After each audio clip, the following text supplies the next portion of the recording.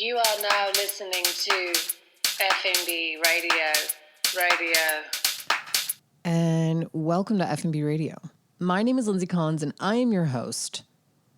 Last weekend for Masters weekend, which I didn't even watch, not even 1 second, not even a recap clip of the whole, I was going to say the game. I guess it's a match. No, that's not the right word. Sports aren't my forte.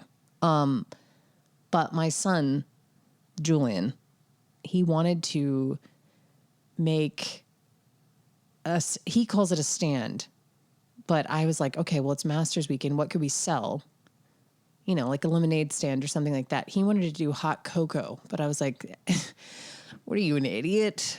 It's April. And then it turned out to be freezing. So he was like, what are you, an idiot? Why do you have lemonade and it's sleeting rain? Like, it was not a success, but I ended up helping him prep a bunch of snacks for the stand, and they were delicious. One of the standouts was the cupcakes from Magnolia Bakery, which is, I think, been around since the late 90s, which was, cupcakes have had sort of a couple of different moments in the sun. Let's just say this, cupcakes have never gone out of style, nor will they ever go out of style. Like, you can't tell me that someone would look at a cupcake and be like, oh, no, thanks. I grew out of those. Like, people are always like, oh my God, yeah, it's a mini cake. Like, there's nothing about it that's not appealing. But cupcakes really had a moment in the late 90s, kind of the Sex and the City era, which, again, one of the shows, this isn't like me bragging, but I never watched that show. And, you know, the more that I think about it, the more I'm like, maybe I don't have to. I saw some stuff. I learned most of what I know about Sex and the City from getting stuck behind the Sex and the City tours around the West Village when I lived in New York. And I was like, that's enough to make me just be like, I'm all set. But anyway, cupcakes had a real moment in the late 90s. And honestly, it kind of kept going until the mid to late aughts. You know, I moved to New York in 2007 or 8 or something like that. And Magnolia Bakery was still rocking lines outside the door. Maybe it still is. If you live in New York and you want to report, let me know. Tell me, do cupcakes still reign supreme? Do people still line up for cupcakes? I don't know how you couldn't. Just for listeners in Charleston, I think the best cupcake you can find in the whole city is it's Sugar Bakery. They just put it right in the name. They're like, it's just sugar. When you come in here, that's what's going to blast you in the face. It's sugar.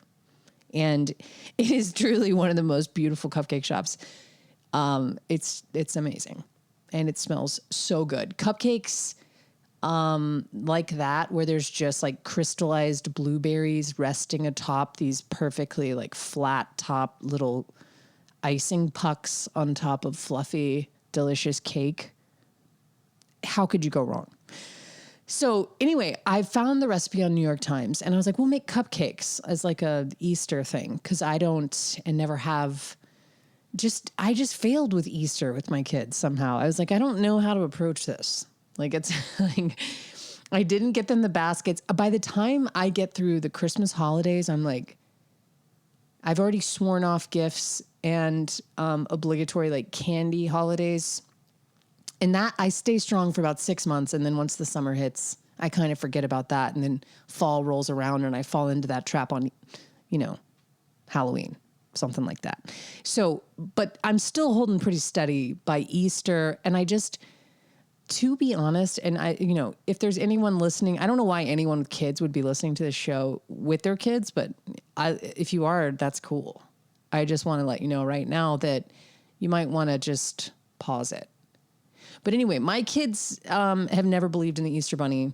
I've never pretended that he was real. I was kind of like, don't we lie to our kids enough? You know, in the name of candy. Don't we just trick them enough? Like, at some point it starts to feel bad where you're like, I don't know. I try to be honest with my kids. So being like a giant bunny shows up in your house, like that's a hard sell for me. So I never do any like the traditional Easter basket stuff, but I do always make them one little sweet. And so this year was cupcakes. And then we ended up selling them at the stand, which also had, what did it have? It had, Master's sandwiches. So it did a traditional egg salad. I used the combi egg salad recipe, which I just to this day think is the best egg salad recipe that exists. It has rice wine vinegar, QP mayo, creme fraiche, green onion, soft-boiled and hard-boiled eggs. It's just fluffy. It has an amazing texture. I've talked about this recipe before on the show. It's flawless. So we did that on wheat bread, and then we did my personal, I like to say world famous pimento cheese recipe. And it was amazing. And then we made some chili dogs, and we sat out on our front porch and made our neighbors buy it. But what I love about when we do a stand is that I think when a lot of people see a kid with a stand outside, they're like, oh, that's sweet. And it's like this little piece of Americana where you're like, let me go to this little kid's lemonade stand. That's freaking adorable. I don't care that it's Country Time, or Kool-Aid brand, sugar water, and yellow number 3 plus red number 2, like or whatever. It's just, you just do it to support the kids' dreams of entrepreneurialism. But in our case, people are always like, oh, that's cute. But then they see the prices and they're like, what the fuck? Like, why is this? Like, we had one neighbor audibly be like, $4 for a cupcake. And I was just like, I don't need to sell him on it. I don't need to go out there, even though I could hear him from across the street. And I was like, they're the Magnolia cupcakes, you old prick. Like, I didn't want to say that, that it's not a box cake recipe, because then that makes me sound like a bad person. Or I think that they are a box cake person, which honestly, I have a box cake in my pantry at all times because there is a time and a place for a box cake, but these weren't that. And I was like, dude, have you seen the price of eggs? I don't even get Jeremy started on the egg shortage. But anyway, I don't like to shove it down people's throats, like how artisan the food at my kids' stands are. but I like to underpromise, overdeliver. So if you can get them to, fork over $4, then I threw in an egg salad sandwich. I threw in a little bag of chips. He got a cupcake. And then they come crawling back from work because they're like, oh, sorry, I didn't realize this was like real good food. This is delicious. And it's just the most satisfying thing, because then I get to add, tension to my already tense relationships in my neighborhood. I'm not the kind of neighbor. Actually, I think I'm a dream neighbor because I stay out of your business.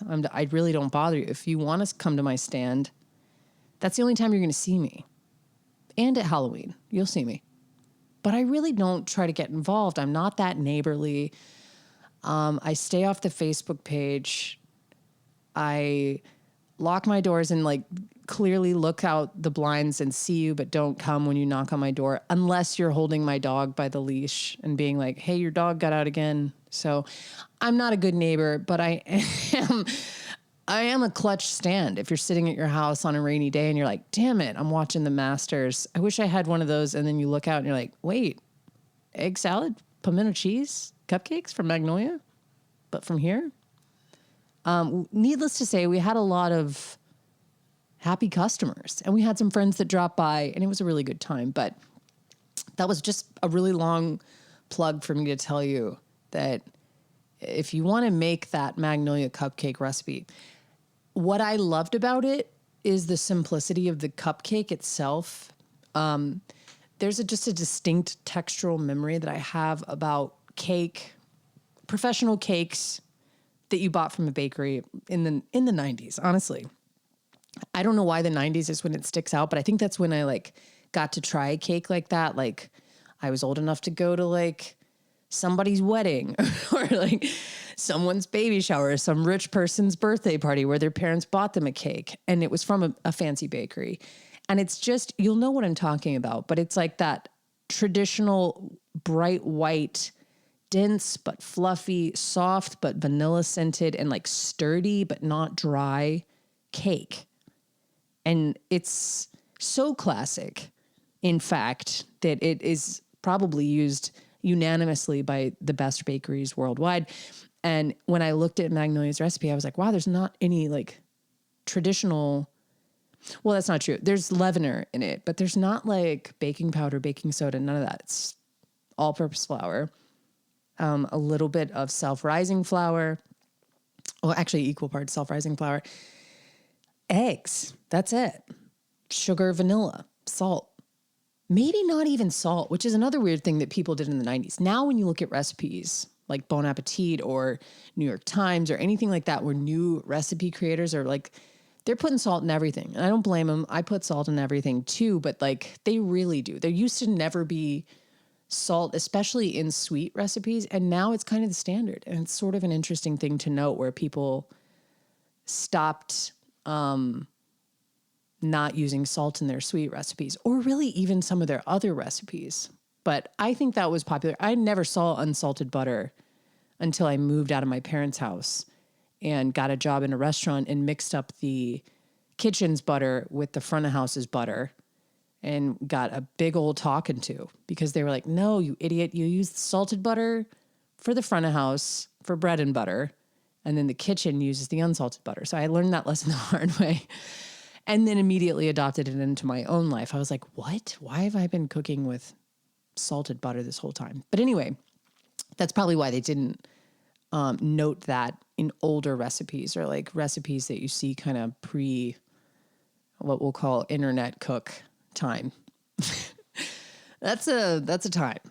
It's pre-internet cook, when the craze of which I was talking to Jeremy about this anyway, and I've mentioned this before on the show, but I really do feel that like the way that we cook now, or the way that I cook now versus the way people cooked when I was a kid, it's so different that it's wild. So it's good to see that these recipes like kind of hang on. And I've never made one like that. So I was super pleased with the cupcake, and it's on New York Times. So if you want to go check it out, you can make them yourself. I gotta say, it held up.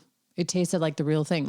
My frosting was a little bit too loose, and that was my only, but that's on me.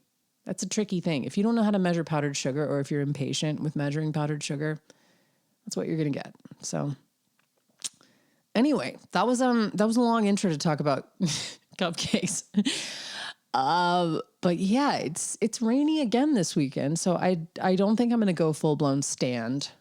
But Julian did have a great time. He's just a lot, man. It's so weird to have kids and then see how like which parts of you end up like hardwired into their brains and which parts aren't. Like he obviously is his own person, but there's a lot of me in there. There's a lot of, just a relentless salesman in there. Just a Willy Loman in there, going door to door on his bike with a crate tied to his bike, basically being like, you want this. And people being like, $4? All right, I want this. So I'm proud of him. That's all I'm saying. And I still have a tub of pimento cheese. But I'm going to tag that recipe, actually. I'm going to post it on my Instagram as a little treat to you guys, because if you haven't ever made it, I developed it sort of from memory of a pimento cheese that a chef that I used to work with made. And to this day, it still just fucking slaps. I'd put it in front of anybody and be like, try this. So I'll put that on my Instagram this week. There's not a lot going on. I'm trying to keep it low key. We got the big event on Tuesday. I am so excited to be sitting down with Michelle Zauner of Japanese Breakfast, and obviously the author of Crying in H Mart. We're going to be at the Music Farm Tuesday at 8:00. I don't think there's any more tickets available, but someone might be getting rid of one. So definitely ask around if you haven't been able to find a ticket, or, check with Music Farm to see if they have any extra ones. But as the last I checked, it was sold out. But I hope that I'm going to be able to share some snippets of the conversation, at least, if not the whole conversation, as a podcast. So keep your eyes peeled for that when you're watching your podcasts with your eyes. If that's how you do it. Most of us listen, but there's also people that watch. So, keep an eye on the Instagrams for that. And I don't know I'm going to do this weekend. I think I'm going to just be a ball of nerves. There's things about me that I don't think people really know, but I have stage fright like crazy. And it's something for someone who like is on stage a lot. It's weird that I have stage fright, but I'm a glutton for punishment, I guess. I just want to keep being afraid every time. So I'm hoping that the event just goes well. I'm excited just to meet her, talk to her about the book. Again, if you haven't read Crying in Age Mart, I can't recommend it enough. It is easily the best book I've read this year, even though it's the only book I've read this year. That's not true. I'm reading Rick Rubin's book. I'm going to be just hanging out, keeping it low key, trying not to panic. And I'll see you next week. Oh, I don't ever do this because, I don't know. I'm not a radio DJ and I don't have that many friends, but that's not true. You guys are all my friends.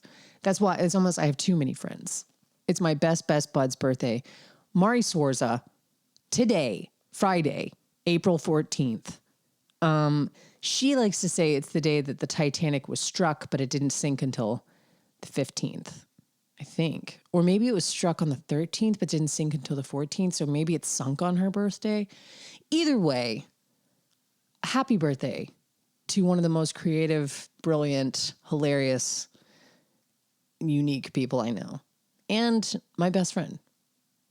You're the best, MAARI. MAARI is the co-creator of Rip City, which is on a boat, as you know, on April 30th.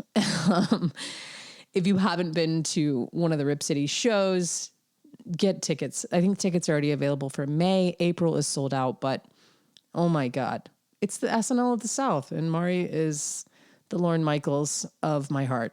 And I just love her. And I hope you have the best birthday, bud. I love you. And I love you guys. Thank you so much for listening. You can rate and review the show. It really helps. It truly does. I know I say that every time, but it's because it's straight facts. I love you all.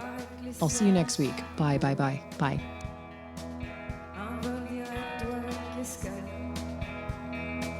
Pour passer des nuits à Oslo, on enverrait des cartes postales. Je laisserai un mot sur le frigo. On déciderait de se faire la malle. Ta famille, les amis, le bureau.